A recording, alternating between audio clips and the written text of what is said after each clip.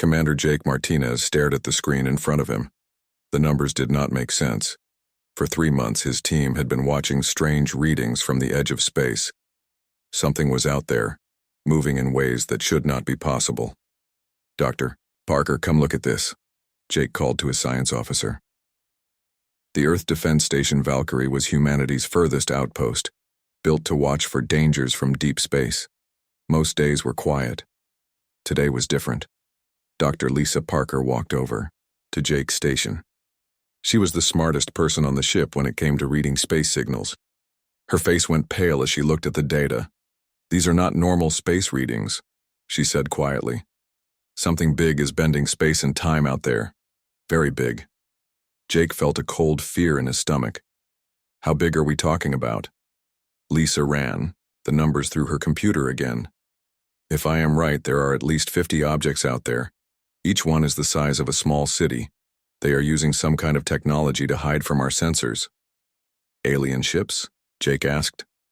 "That is the only thing that makes sense," Lisa replied, "and they have been watching us for weeks." Far away in the darkness of space, Supreme War Leader Zexhar stood on the bridge of his massive warship. The ship was called Dominion's Edge, and it was the pride of the Krillian Empire. Around him, hundreds of other alien ships waited in the light shadows. Zexhar was tall and covered in dark scales. His eyes glowed red in the dim light of the bridge. He had led many wars for the Krillian Empire. This would be his greatest victory. "Report," he commanded his officer. "The humans still do not know we are here," the officer replied. "Our hidden fields are working perfectly. They cannot see our ships." Zexhar smiled, showing sharp teeth. "Good. What have we learned about these creatures?" Another officer stepped forward with a datapad.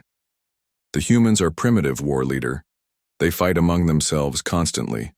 Their weapons are weak. Their ships are slow. They will be easy to defeat." "Perfect," Zexhar said. "The Empire needs more workers for our mines and factories. These humans will serve us well." The Krillian Empire had ruled much of the galaxy for over 1,000 years. They were strong, smart, and had the best weapons. When they found a new world with useful creatures, they took it. The creatures became slaves. It was simple. "How long until the attack?" Zexhar asked. 7 days, war leader. All ships will be in position by then. Back on Earth, General Amy Rodriguez sat in a secret meeting room deep underground. Around the table sat the leaders of Earth's military forces. The room was hidden beneath the city of Denver, and very few people knew it existed. "The readings from the Valkyrie are clear," General Rodriguez said. "We are about to be invaded by aliens.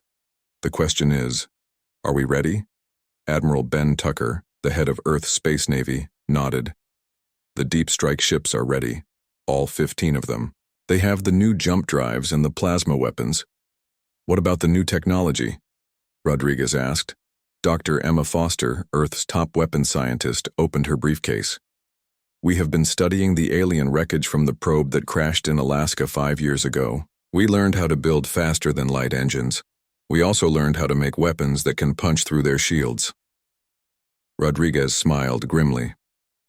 "So the aliens think they are hunting sheep. They do not know we have grown teeth." Colonel Danny Wright, head of Special Forces, spoke up. "My teams have been training with the new gear for months. We know how to board alien ships and fight in zero gravity. We know how to use their own computers against them." "Good," Rodriguez said. "Operation Prometheus is ready to begin. The aliens will expect us to surrender quickly. Instead, we will hit them harder than they can imagine." On the Valkyrie, Jake Martinez was still studying the alien readings when his communication system lit up. A message was coming in from Earth Defense Command. "Commander Martinez," came the voice of Admiral Tucker. "You and your crew need to get ready. The aliens are about to make their move." "What are your orders, sir?" Jake asked. "Act surprised when they show up. Let them think we are helpless. But be ready to run when I give the word. We need the Valkyrie to survive, so you can tell the fleet exactly where the aliens are." Jake understood. They were going to pretend to be weak while secretly preparing for war. "What about evacuation ships for the outer colonies?" "Already moving," Tucker replied. But Jake, this is important. The aliens cannot know we are ready for them. If they learn the truth too early, our surprise attack will fail. Dr. Parker was listening to the conversation. After the call ended, she turned to Jake. Do you really think we can win against them? They have ships the size of cities. Jake looked out at the stars. Somewhere in the darkness, alien warships were moving closer to Earth. The creatures on those ships thought humans were weak and stupid. They were about to learn how wrong they were. Emma Foster and her team have been working day and night for 5 years, Jake said. They built weapons the aliens have never seen before. Our ships can jump through space instantly. Our pilots can think faster than any alien computer. He paused and looked at the readings again. Besides, there is something these aliens do not understand about humans. When someone threatens our families, our homes, our world, we do not just fight back. We fight to win, no matter what it costs. The alien fleet continued moving toward Earth. In 7 days, they would drop their hiding fields and demand surrender. They expected the humans to give up without a fight. They were about to make the biggest mistake in the history of the galaxy. The alien ships appeared like ghosts becoming real. One moment space was empty. The next moment 50 massive warships hung in the darkness at the edge of the solar system. Each ship was bigger than anything humans had ever built. Admiral Ben Tucker stood on the bridge of the human dreadnought Iron Will. His ship looked tiny next to the alien vessels, but Tucker was not afraid. He had been waiting for this moment for 5 years. Sir, we are getting a message from the lead alien ship, reported Lieutenant Colonel Sarah Kim, his communications officer. Put it on screen, Tucker ordered. The image that appeared made several crew members step back. Supreme War Leader Zexhar was 7 feet tall with dark scales and glowing red eyes. When he spoke, his voice was deep and threatening. Creatures of Earth, Zexhar said. I am Supreme War Leader Zexhar of the Krillian Empire. Your world now belongs to us. You have 1 hour to surrender all your weapons and prepare for transport to our labor camps. If you resist, we will destroy your cities one by one. Tucker looked at Sarah Kim and winked. Send a reply. Sarah nodded and opened the channel. Tucker put on his best scared expression. This is Admiral Tucker of Earth Defense. We had no idea anyone else was out there. Please, we are just a peaceful planet. What do you want from us? Zexhar laughed, a sound like metal scraping on stone. We want workers, human. Your species will serve the Empire well. Do not make this harder than it needs to be. Tucker made his voice shake. We need time to tell all our governments. Can you give us 12 hours? 6 hours, Zexhar replied. Then we begin the destruction. The screen went dark. Tucker's scared expression immediately changed to a cold smile. Sarah, send the signal to all ships. Operation Prometheus begins now. Far behind the alien fleet, Captain Mike Davis waited in his stealth ship Shadowhunter. The ship was almost invisible, using technology stolen from the aliens' own crashed probe. Mike had been watching the alien ships for hours, and he had found their weakness. The big ships are arranged for show, not for fighting, Mike reported to Admiral Tucker. They want to look scary, so they put their biggest guns facing toward Earth. Their engines and shield generators are barely protected. Tucker nodded as he listened to the report. What about their smaller ships? They have about 200 fighter craft, but they are staying close to the big ships. I think they expect us to attack from the front like in their old wars. Tucker smiled. They have never fought humans before. Sarah, get me Captain Ryan Bell. Captain Bell commanded the defense fleet protecting the outer colonies. His 12 ships were much smaller than the alien vessels, but they were fast and hard to hit. Ryan, the aliens are about to attack your position, Tucker said. Let them hit you, then show them how humans really fight. Understood, sir, Bell replied. My ships are ready. Dr. Emma Foster watched the battle from her secret research station hidden in an asteroid. Around her, dozens of scientists monitored every alien weapon and shield. They had been waiting 5 years to see how their new weapons would work against real alien technology. The aliens are using plasma shields, reported Dr. Foster's assistant. Just like we thought from studying the crashed probe. Perfect, Foster said. Our phase torpedoes should go right through them.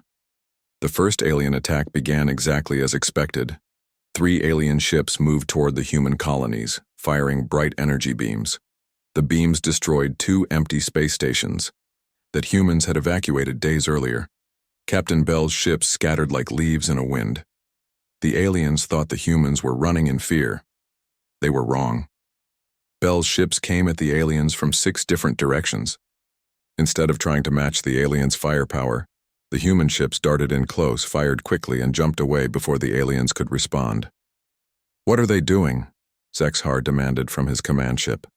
"These creatures fight like insects." His tactical officer looked confused. "War leader, they are not following proper battle formations. They attack and run away. They use small groups instead of large fleets." "Destroy them," Zexhar roared. But the human ships were too fast and too unpredictable. Every time the aliens tried to target one ship, 2 more appeared from different directions. The human pilots used tricks the aliens had never seen before. Captain Jennifer Lopez flew her fighter directly under an alien ship's belly, where its big guns could not reach her. She fired her phase torpedoes into the alien ship's shield generator. The torpedoes passed through the shields like they were not there and exploded inside the alien ship. The alien ship's shields flickered and died. Immediately, 5 more human ships attacked the now defenseless vessel. "Impossible," Zexhar shouted. "Their weapons cannot penetrate our shields." But they could. Dr. Foster's phase torpedoes shifted into subspace for a split second, allowing them to appear inside the alien shields. The aliens had never seen this technology before. Captain David Stone led another group of human ships in a different kind of attack. Instead of trying to destroy the alien ships, his pilots targeted their sensors and communication arrays. Soon the alien ships could not talk to each other or see clearly. "War leader," reported a panicked officer, "we are losing contact with our ships. The humans are jamming our communications." Zexhar could not believe what he was seeing. The humans were supposed to be primitive. They were supposed to surrender after seeing the mighty Krillian fleet. Instead, they were fighting back with weapons and tactics that made no sense. "Send more ships," he ordered. "Crush these insects." But Admiral Tucker was ready for that too. As soon as more alien ships moved toward the battle, hidden human ships appeared behind them. Captain Mike Davis led this second attack, hitting the aliens from the direction they least expected. The battle raged for 3 hours. By the end, 5 alien ships were destroyed or badly damaged. The humans had lost only 2 ships, and both crews had escaped in rescue pods.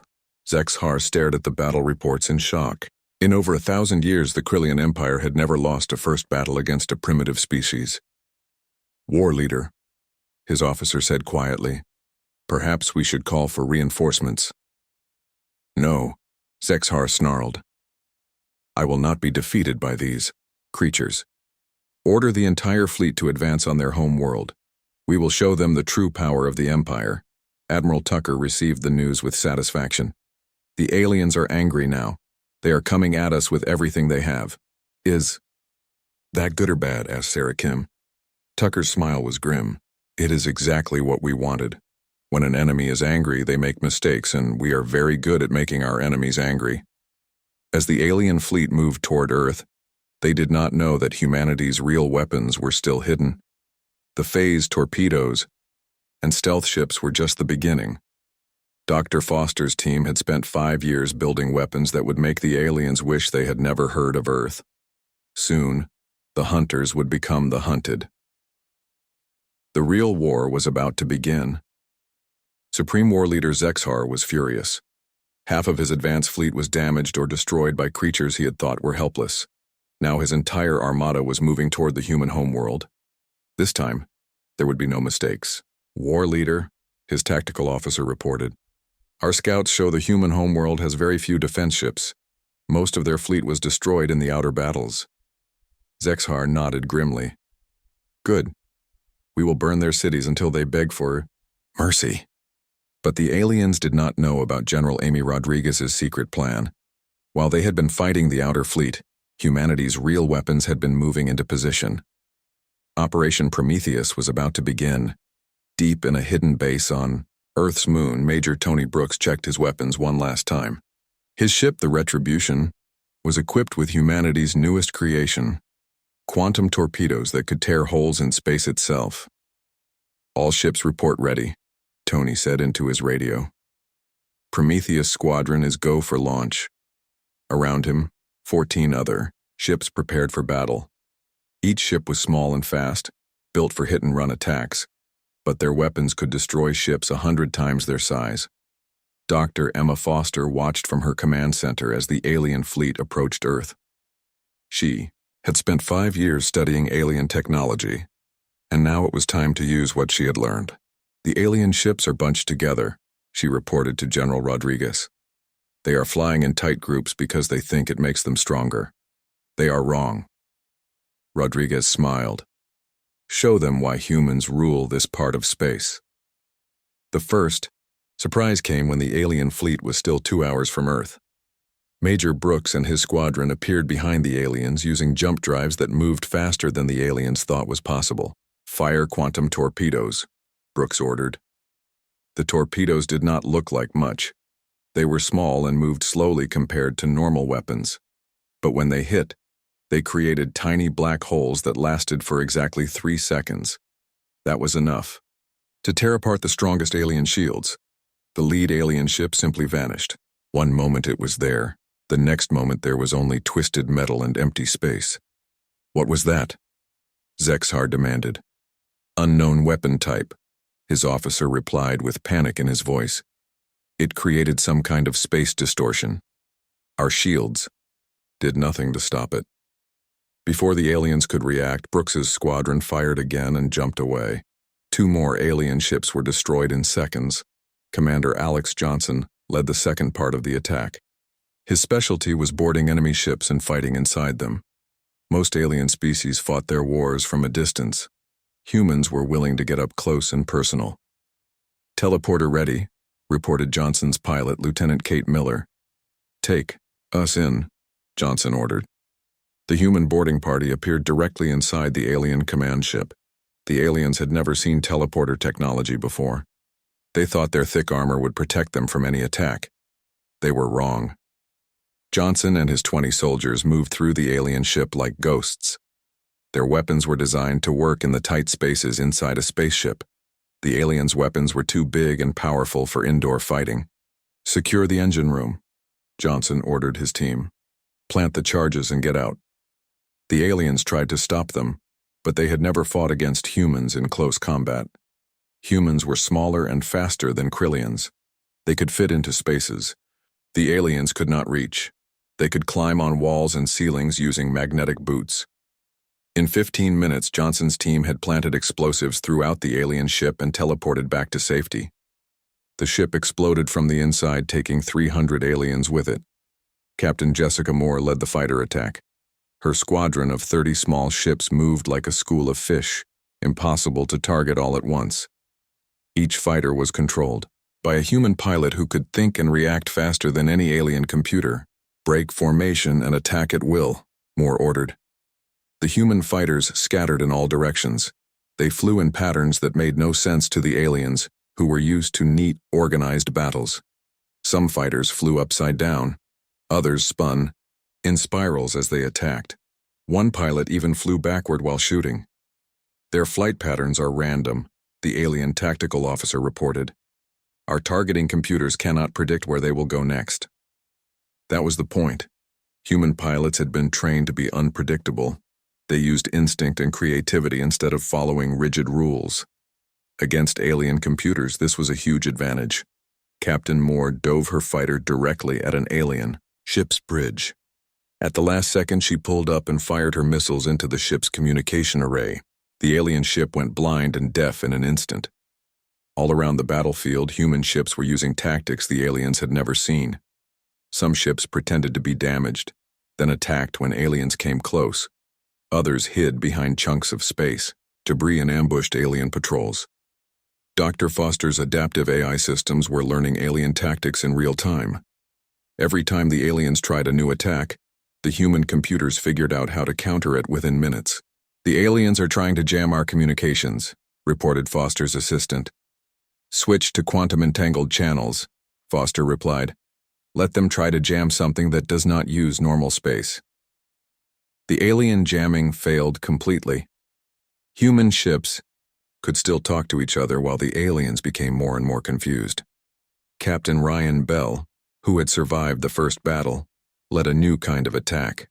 His ships had been equipped with hacking tools designed to break into alien computer systems. "Upload the virus," Bell ordered. The virus was Dr. Foster's masterpiece. It was designed to make alien ships think they were under attack by their own allies. Soon, alien ships were firing at each other while the humans watched safely from a distance. Zexar watched his fleet tear itself apart and could not understand what was happening. "Why are our ships attacking each other?" "Unknown, War Leader. Our computers show enemy ships everywhere, but our eyes see only our own vessels. Turn off the computers. Fight manually," but it was too late. Half the alien fleet was already damaged by friendly fire. The other half was under attack by human ships that appeared and disappeared like ghosts. Commander Jake Martinez brought the Valkyrie into the battle, using the station's powerful sensors to coordinate the human attack. "Alien command ship is at coordinates 77 Alpha, he reported. "All ships focus fire on that target. Every human weapon turned toward Zexar's flagship. Quantum torpedoes, phase missiles, and plasma cannons, all fired at once. The alien ship's shields held for exactly 4 seconds before collapsing. "War Leader, we must retreat," his officer pleaded. "We have lost over half our ships." Zexar looked at the battle display in disbelief. The creatures he had thought were primitive had destroyed the pride of the Kryllian Empire. "How was this possible?" "No retreat," he snarled. "Call for reinforcements from the home galaxy. I will not be defeated by these animals." But Admiral Tucker was listening to alien communications thanks to Dr. Foster's code-breaking computers. He heard the call for reinforcements and smiled. "General Rodriguez," Tucker reported, "the aliens are calling for help.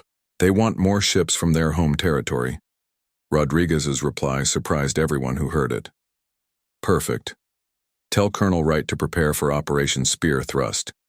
If they want to bring more ships, we will go meet them." The humans were not content to defend Earth. They were about to take the war to the aliens' own territory. As the remaining alien ships limped away from Earth, Zexar realized he had made a terrible mistake. These humans were not primitive creatures to be enslaved. They were the most dangerous enemies the Kryllian Empire had ever faced, and the war was just beginning. Supreme War Leader Zexar sat in his damaged command chair, staring at reports he could barely believe. In one day, the humans had destroyed 2/3 of his invasion fleet. No enemy had ever hit the Kryllian Empire so hard. "War Leader," his communication officer said quietly. "High Command is asking for a full report." Zexar closed his eyes. How could he explain this disaster? How could he tell the Empire that primitive creatures with crude weapons had crushed their finest fleet? "Tell them we need immediate reinforcements," he said finally. "Send the entire 2nd Battle Fleet, and the 3rd, and tell them to bring the planet killer weapons." The officer's eyes went wide. Planet killers had not been used in over 200 years. They were weapons of last resort, designed to crack worlds in half. "Are you certain, War Leader?" "These humans are not what we thought," Zexar replied. "If we cannot enslave them, we must destroy them completely." But Admiral Ben Tucker was already 3 steps ahead. His code-breaking team had intercepted every alien message. Dr. Emma Foster's computers could translate alien language faster than the aliens could speak it. "They are calling for planet killer weapons," Tucker reported to General Rodriguez. "They want to destroy Earth rather than lose face." Rodriguez did not look worried. "How long until their reinforcements arrive?" 6 days, Tucker replied. "Perfect. That gives Colonel Wright enough time to reach their home system." Rodriguez smiled grimly. "Let us show these aliens what happens when they threaten our world." Colonel Danny Wright stood on the bridge of the experimental ship Pathfinder. Around him, the most dangerous soldiers in human history prepared for the most impossible mission ever attempted. They were going to invade the alien home galaxy. "Jump drive ready," reported the ship's pilot, Captain Lisa Thompson. "We have enough power for 1 round trip." Wright nodded. "1 trip is all we need. Take us to the coordinates Dr. Foster found in the alien computers." The Pathfinder vanished from Earth space and reappeared near a massive alien space station. The station was the size of a small moon and controlled traffic for dozens of star systems. "Look at that," whispered Sergeant Kevin Adams, Wright's explosives expert. "It must have millions of aliens living inside." "Not for long," Wright replied. "Thompson, get us close to their main power core." The alien station had no defenses pointed inward. Why would it? No enemy had ever reached the heart of Krillian space. The station's commanders did not even notice the small human ship until it was too late. Wright's team teleported directly into the station's power center. They had 30 minutes to plant their charges and escape before the aliens could organize a response. "Move fast, stay quiet," Wright ordered. "We are not here to fight. We are here to send a message." The team spread through the station like smoke. They planted quantum explosives at key points: the main computer core, the communication array, and the power generators that kept millions of aliens alive. Private Amanda Clark, the team's computer expert, hacked into the alien information network. "Colonel, I am uploading our message now. Every alien in the galaxy will see it." The message was simple, but terrifying. It showed video of the Earth battle, with human ships, destroying alien vessels that had seemed invincible. Then came Admiral Tucker's voice, speaking in perfect alien language. "People of the Krillian Empire," Tucker's voice said. "Your leaders told you that humans are weak and primitive. Your leaders were wrong. We have destroyed your invasion fleet. Now we are in your home territory. Surrender now, or we will bring this war to every world you control." The message ended with images of the space station's power core, surrounded by human explosives. "Charges set," reported Sergeant Adams. "This place will blow in 10 minutes. All teams, back to the ship," Wright ordered. But as the humans prepared to leave, they discovered they were not alone. Throughout the station, other alien species were watching the human message with hope in their eyes. Dr. Sarah Lewis, the team's alien specialist, recognized the species from stolen Krillian records. "Colonel, these are not Krillians. These are slaves, just like the Krillians wanted to make us." Wright looked at the alien faces around him. They were afraid of the Krillians, but they were also excited by the human message. For the first time in centuries, someone was standing up to their oppressors. "Change of plans," Wright said. "Lewis, tell them they have 10 minutes to get to the escape pods. We are not going to kill innocent people." Lewis spoke to the aliens in their own languages. Within minutes, alarms were ringing throughout the station as thousands of alien slaves ran for safety. The Krillian guards tried to stop the evacuation, but they were too few and too confused. By the time they understood what was happening, the humans were gone, and the station was doomed. Wright and his team watched from a safe distance as the space station exploded. The blast was visible from a dozen star systems. Every alien in the galaxy knew that the mighty Krillian Empire was no longer invincible. Back on Earth, Captain Mike Davis was leading a different kind of mission. His job was to find and destroy the alien reinforcement fleet before it could reach human space. Davis had studied alien tactics for months. He knew they would travel in a straight line from their home base to Earth. They never expected to be attacked during the journey. "Target spotted," reported his sensor officer. 50 alien ships, moving at standard cruise speed. Davis smiled. "They are not even running silent. They think they are safe in their own territory." The Shadow Hunter and 5 sister ships attacked the alien convoy from every direction at once. The aliens were spread out in a long line, making them easy targets for human hit-and-run tactics. "Focus on their command ships first," Davis ordered. "Cut off their heads and the body will die." The human ships used their speed advantage to pick off alien vessels one by one. Each attack lasted only seconds before the humans jumped away to a new position. Within an hour, the alien reinforcement fleet was scattered and broken. Those ships that survived were too damaged to continue to Earth.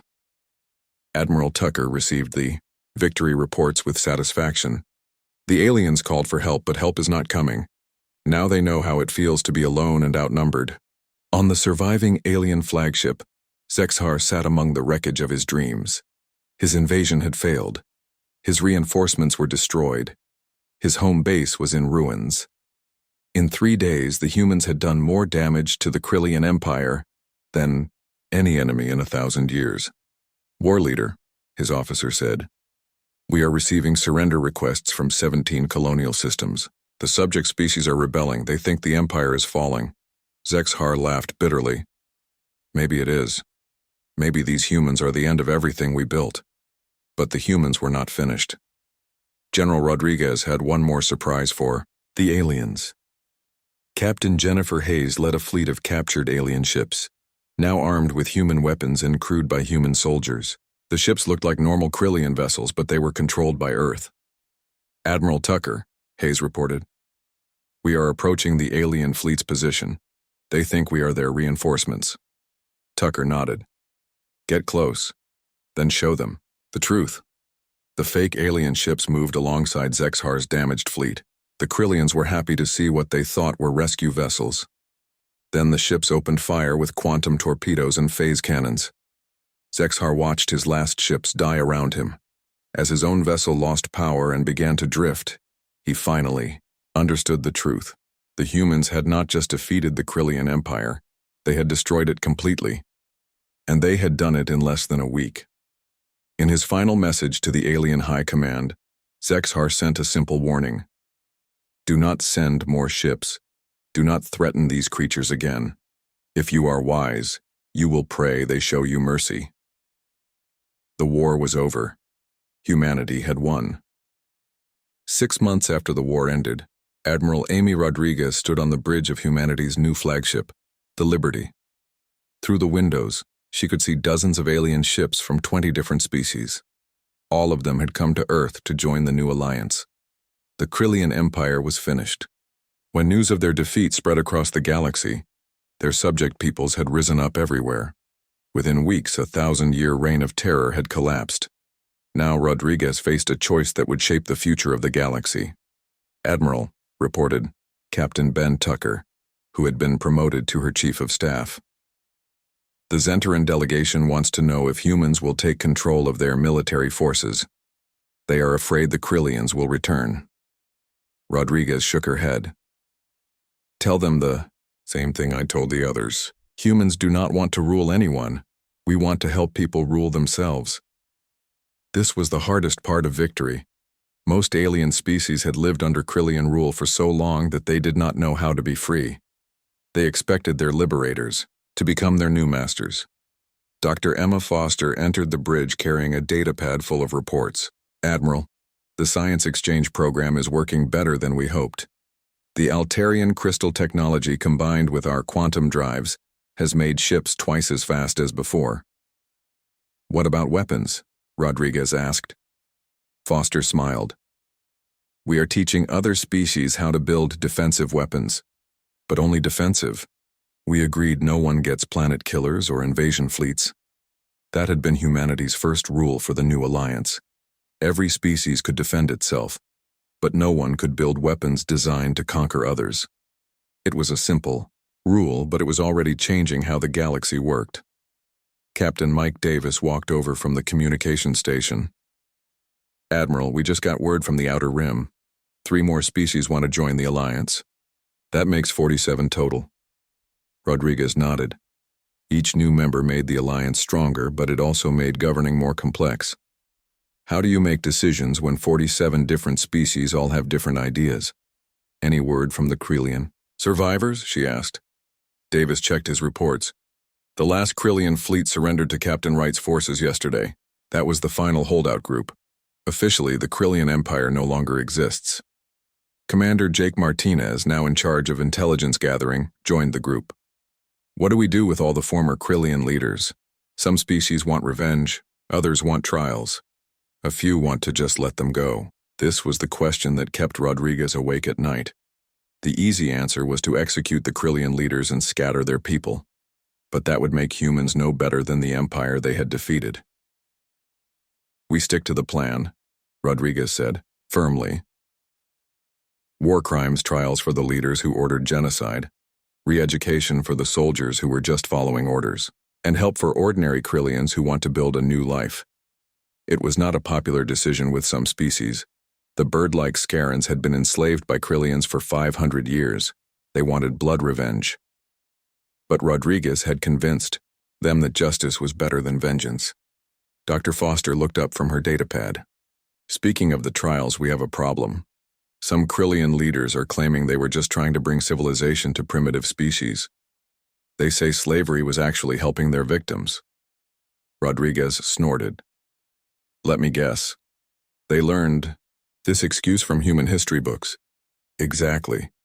Apparently, some humans used the same reasoning to justify slavery on Earth centuries ago. Well, it did not work for humans, and it will not work for Krillians, Rodriguez said. Schedule their trials for next month. Make sure representatives from every affected species can attend.